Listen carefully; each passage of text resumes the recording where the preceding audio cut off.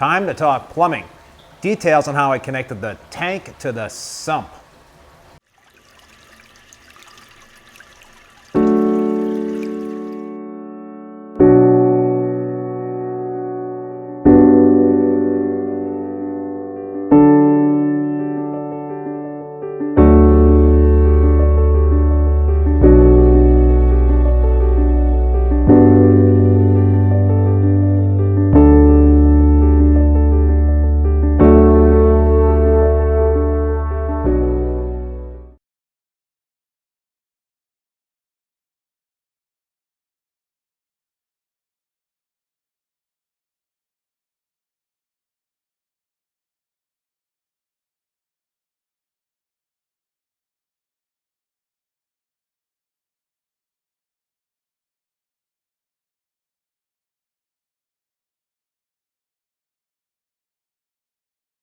All right, so to hard plumb this tank to the sump, I did it in 3 different phases. So, and the reason why I'm saying 3 different phases is because I had to go through to 3 different rooms. So the tank is in this room right here in my finished basement, and I had to hard plumb it through this wall into the room with the furnace and the hot water heater, into this room that has the Royal Exclusiv Dreambox.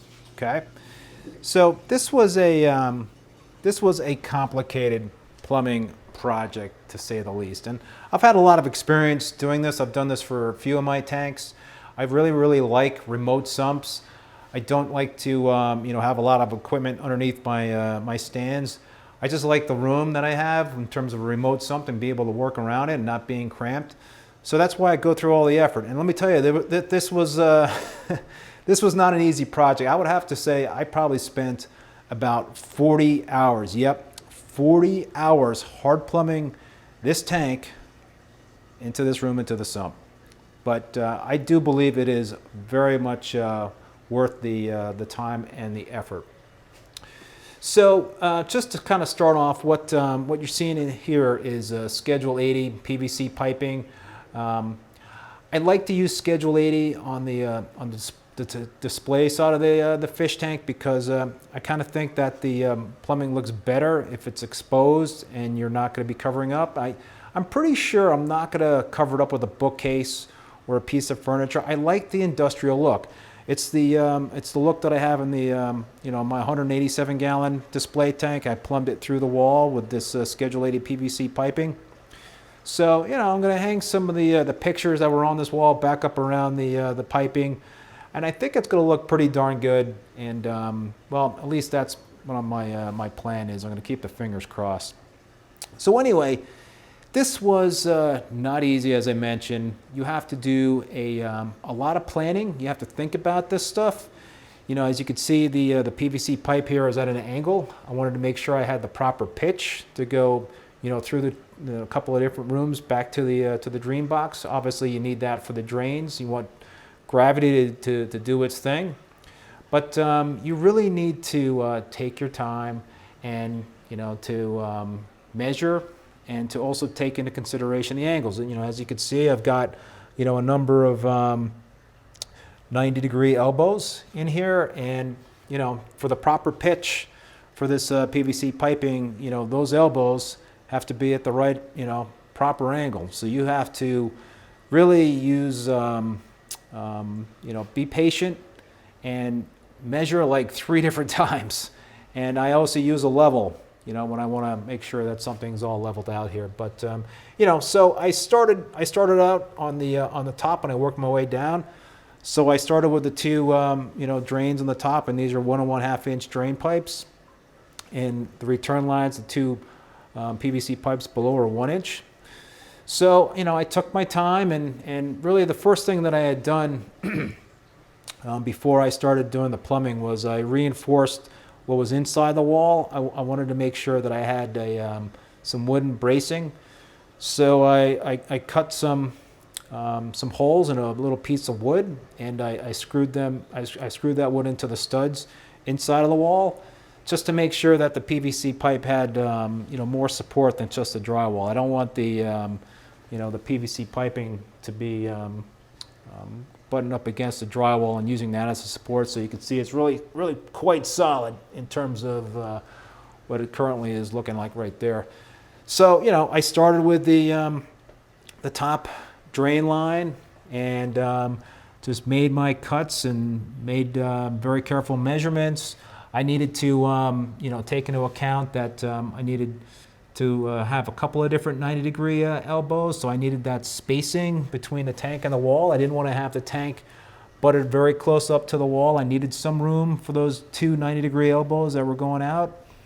So, you know, I had to kind of plan ahead for that. I had to make sure that the stand and the tank were at a certain distance, and I took those elbows before I even had the tank in here and made sure that I had, you know, measured out enough room behind the tank, you know, against the wall to be able to do this. So, like I've said, you got to plan. You really got to think about it. You got to think about all the different possibilities. So anyway, I got the first drain line in, and then what I did was from that point I worked my way down, and I did the second drain line. And what I like to do is I like to hang the PVC piping from that first drain line and make sure that it's all lined up parallel to the pipe above it. And that also allows me to make sure I've got the angle correct on the second drain line. And I'll go around the other side here to show you the second drain coming out of here. You know, so I had to go a little further out behind the you know, that first drain line. I wanted to make sure it was all lined up at the right angle. Made those, you know, cuts and made sure everything was kind of in line with one another. And then I started working on the two returns. So I did, you know, this return first, and, you know, I tried to, you know, make 90-degree angles and make sure it was straight going into the tank in terms of this return.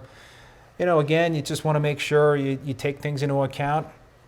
I like to use a magnet on the back glass, and I want to make sure that I have enough space to get the magnet to this side of the magnet head on the outside of the tank. So that's why I went a few inches out that way. But you know, again, I had to be very careful in terms of the 90-degree elbows that I used, and wanted to make sure it was the right angle. So I hung, you know, this return line from the drain line, and just made sure that they were all very much you know, parallel to one another. And once I had that angle all down, then I made the, you know, I glued it into place. And then I did the fourth and final pipe, the last return line underneath. And you know, it's something you got to just really take your time with and be careful about. And you also have to be aware that the PVC glue and primer can be quite messy. So use a ton of tarps. Make sure that you know, you use newspaper if you need to, or rags. You just gotta do what you can to cover up the walls and the stand and the other pipe that you've already installed, or else it's gonna look sloppy. You don't want sloppiness. So that was phase one. So for phase two, I'm in the utility room with the furnace and the hot water heater. And, you know, step one in here was you know, we open up the drywall, and this is where the wooden bracing with the holes in it were installed into the studs. And then once I did that, we you know, had it screwed the drywall back in, and then I started working on the plumbing. So it definitely, what you got to do is again, you got to be concerned with the pitch, and you got to be concerned with the angle. The you know, these pipes right here, I believe, are relatively level, but these right here are going down at an angle. You know, so for the drains, you don't want to have anything that's going to be angling up. You want at least you know, flat in the middle, but pretty much going down at an angle for the majority of the on the run. The other thing that I made sure was I didn't want to have the piping butting up against the wall too close. I needed some room to operate in terms of making the you know, gluing in the 90-degree elbows to the PVC piping. So I you know, I just wanted to have enough space between the wall and the pipe to operate. And you know, so you can see there's plenty of room here. You know, I could have, if I wanted to, come straight out here and straight into the wall, but that would have made it tough for the folks that do the maintenance on the furnace. I certainly don't want them bumping into it. And now the furnace is turning on. And one thing about the furnace, what I'll mention here is that the reason why I wanted to do it to the left of the furnace is because, you know, I had another option. I could have, if I wanted to, and this is going to be kind of tough to see. It's really tough to see, but there is a spot in there where I could have plumbed right next to the furnace and run the, you know, the piping through there. But this furnace does get hot, and I think that's the last thing I would have, you know, really wanted to have happen is for the PVC pipe to potentially get heated up. I'm not concerned that it would have gotten melted, but it probably would have heated the tank water up higher than what I wanted it to be heated up to. So, you know, I could have tried that, but I felt this was a much more viable option and more practical option, even though there's more PVC pipe showing on the display side of the tank. So that was phase 2. All right, so we're on to phase 3, and this is the sump room. And the first thing that I did in this room was we removed the drywall, right, and put in some additional wooden bracing for the PVC pipes to go through. And again, you know, you don't want the drywall to be the main support in terms of the PVC piping, and I just wanted to really reinforce it with the wooden bracing. So I think that worked out really well. But one thing I want to point out also here is, you know, again, this is an instance where you really have to think ahead and plan things out. So as you can see, the two drains right here are kind of blocking the two returns. So in this instance, it did not make sense to work top down in terms of doing the drains and then the two returns after that. What I wanted to do, and make it a lot easier, give me a lot more room to work in terms of making the glued connections with the PVC pipe, is to work from the returns on up to the drains. So the first thing I did was I worked on this return, and this is a pretty simple return. It's a pretty, you know, I used a couple of 90-degree elbows. That allowed me to get around behind the Dreambox, behind what is called the controller cockpit, right? Through this hole and into the display tank. Now, the second return is a little bit more complicated, and the reason for that is because I wanted to plumb in a frag tank and a water changing system, automatic water changing system. And so for my my current Dreambox, for my 187-gallon tank, I've got that set up, and I wanted to mimic that with the new Dreambox. So the plumbing on this Dreambox allows me to pump water out right through a return line, up along the ceiling, into the slop sink.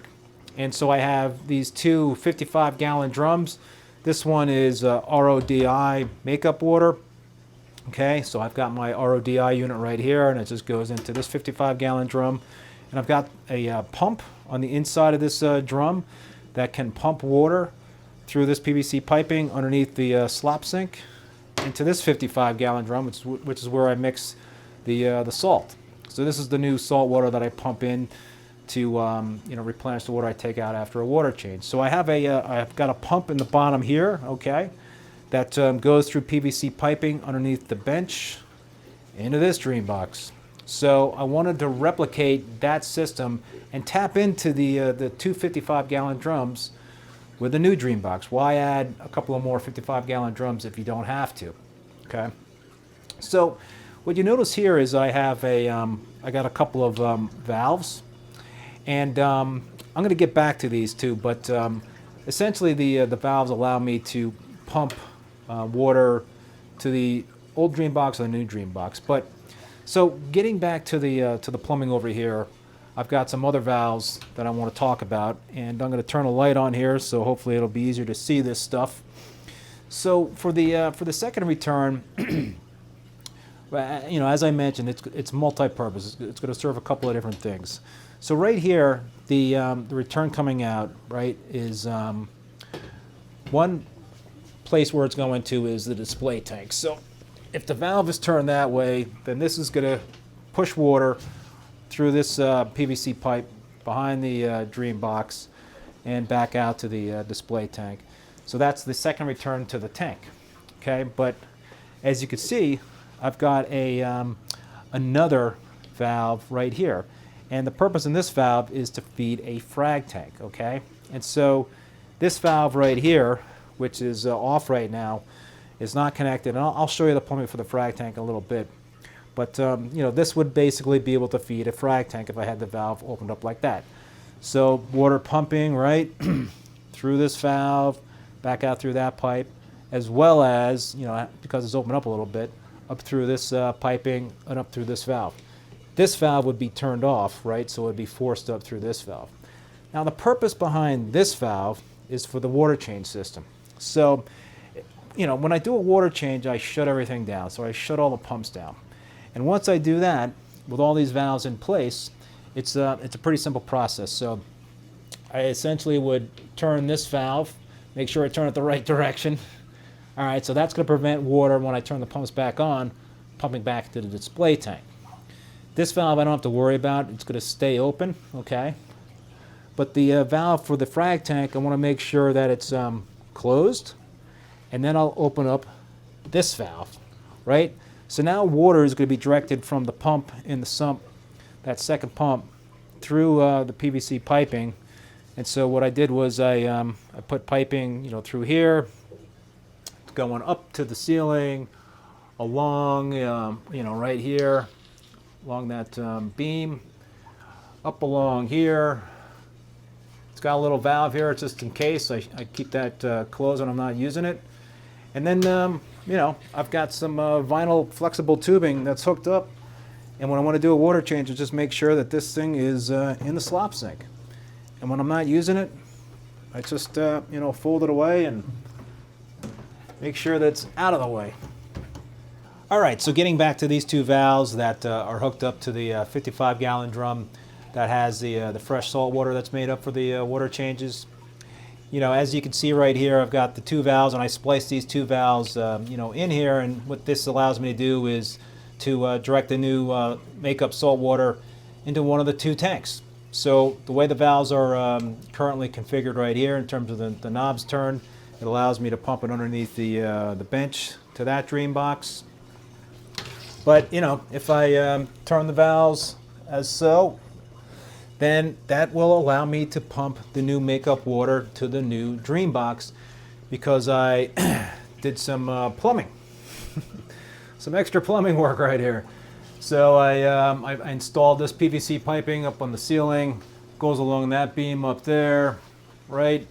Let me turn the light on here so you can kind of see a little easier, right? So it's going along here into this corner, put a couple of 90-degree elbows, and I ran it underneath this beam right here. Okay, so it's going along up here, down this wall, and underneath this 1-inch PVC pipe. And then put another 90-degree elbow in here. Allows me to run up, you know, along the wall right here, along the Dreambox, into this inlet right here. So, whoa, that was the hard plumbing in the sump room to the Dreambox. Again, it was pretty complicated, but I like to have this sort of hard plumb thing set up, because it just makes life a lot easier. It gives me the opportunity to do automatic water changes. I think it takes maybe 5 minutes to do a 30-gallon water change with this system. I mean, that's what it takes with that Dreambox, so I imagine it's going to be a similar process here. But all right, next let's talk about plumbing in for the frag tank. All right, so plumbing for the frag tank. It's pretty straightforward. As you can see, now I have a bench over the Dreambox, and this bench is serving two purposes. It is now a work area for me. I lost the work area when I installed this second frag tank on this bench, so I am really pumped to have a workspace again. But the primary purpose of the bench is to add this frag tank. It's a 50-gallon low boy frag tank that I've added to the 225-gallon Peninsula display. Nice backsplash I got there, a little Royal Exclusiv piece of the crate from the Dreambox, so I figured I'd put some poly on that. And yeah, I'm digging it. Makes a great backsplash for this frag tank. Anyway, let's go over the plumbing. It's really, as I mentioned, straightforward. I've got 1-inch PVC going in. That is a 3/4 inch lock line, but 1/4 inch PVC, 1-inch PVC, sorry, going in. I've got these two valves that I was showing you before. This valve right here, once I fire up the frag tank, and I'm not going to be using this frag tank for a while because the tank is just started in terms of the Peninsula tank. But once I get fired up, I'm going to be turning this valve a little bit. This valve right here is for the water changing system, so obviously that would be closed while the frag tank is running. Just threw a couple of elbows in here into the tank, so that is a return line. In terms of the drain, it is a 1 1/2 inch drain. The overflow box is bigger on this frag tank than it is on this frag tank, and this is actually 3/4 inch PVC going in to the return, and this is 1 inch in terms of the drain. I wanted to get some higher turnover rate on the new frag tank, so that's why I went 1 inch and in terms of the return, and 1 1/2 inch with the drain. So, you know, pretty straightforward in terms of the plumbing. I like to put unions on my drains and return lines for the frag tank in case I ever need to detach it. So, you know, here's the 1 1/2 inch PVC piping. It's going underneath the bench and into the inlet in the Dreambox. And now I have one of those 1 1/2 inch inlets left. But that is pretty much it. Plumbed directly into the system. Got a nice 50-gallon frag tank when I need it. Anyway, many thanks for watching, and if you liked the video, please give it a thumbs up and hit that subscribe button if you haven't done so already. One last thing, if you need help with a new tank build, including help designing a custom aquarium or help reconfiguring your current setup, then feel free to reach out to me. I will put a link in the video description below. And if you're looking to add some equipment, I do sell GHL, Pax Bellum, and Royal Exclusiv products, including Dreamboxes, which is the equipment I use and recommend. So again, I will put a link in the video description below. Again, thanks for watching. See you next time.